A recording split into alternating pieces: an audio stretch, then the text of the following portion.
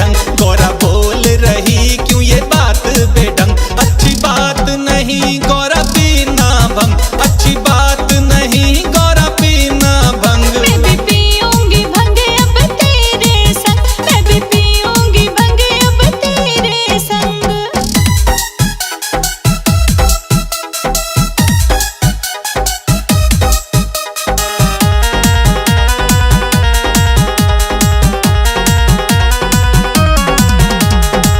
जो ये अच्छी बात नहीं तो भंग मुझसे घुटवावे क्यों?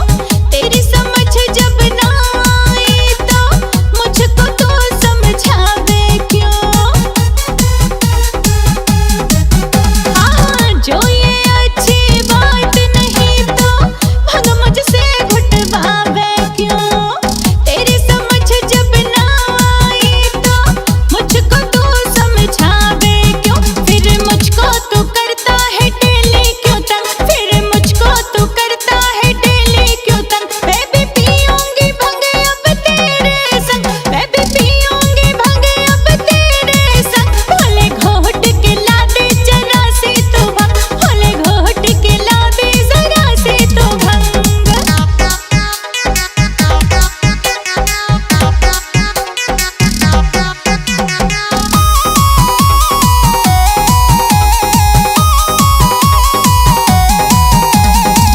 ये तो नर की चीज है गौरा, चीज नहीं ये नारी की। सच कहता हूँ तुझसे प्यारी, सुन ले डमरू धारी की। हाँ, ये तो नर की चीज है गौरा, चीज नहीं ये नारी की। सच कहता हूँ तुझसे प्यारी, सुन ले डमरू धारी की। इस बात पे मत कर ज्यादा तू जंग, इस बात पे मत कर ज्यादा तू जंग। अच्छी बात नहीं गौरा पीना भंग, अच्छी बात नहीं गौरा पीना भंग। मैं भी पीऊंगी भंग अब तेरे संग, मैं भी पीऊंगी भंग अब तेरे संग।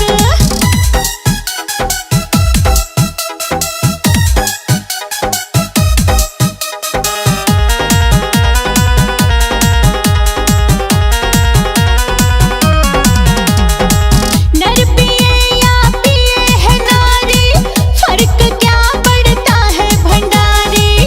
चीज अगर ये अच्छी होती पीती इसको ये दुनिया सारी।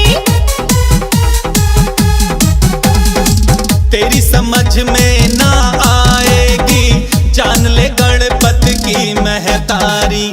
कोई पिए या ना पिए, मुझको है ये जान से प्यारी। मेरे मन में उठे है पीने की उमंग, मेरे मन में उठे है पीने की उमंग। मैं भी पीऊंगी भंग अब तेरे संग, मैं भी पीऊंगी भंग अब तेरे संग। अच्छी बात नहीं गौरा पीना भंग, अच्छी बात नहीं गौरा पीना भंग। मैं भी पीऊंगी भंग अब तेरे संग, मैं भी पीऊंगी भंग अब तेरे संग।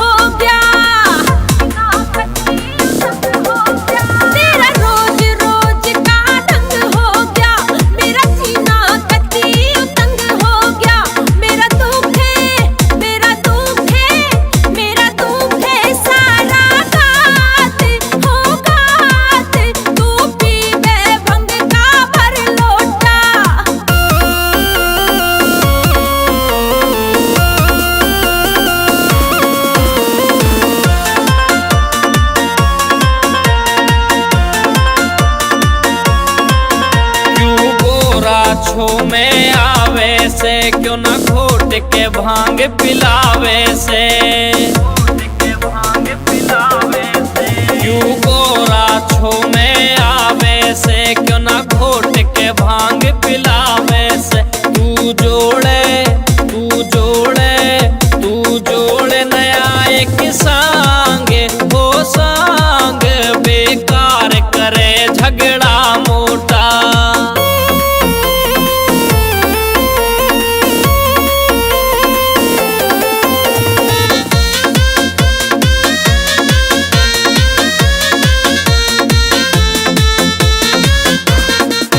तेरी लिमिट रही ना भंडारी, भंग घोट घोट के मैं हारी।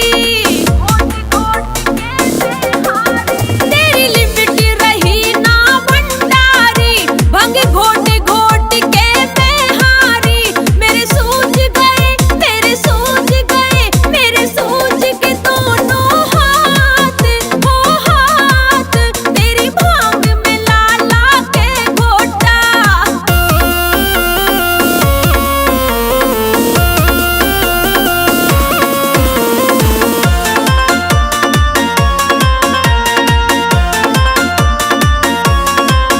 बेकार का झगड़ा ठावे ना, क्यों भांग रगड़ के लावे ना। बेकार का झगड़ा ठावे ना, क्यों भांग का रगड़ा लावे ना। थोड़ी सी पीऊं थोड़ी सी पीऊं थोड़ी सी पीऊं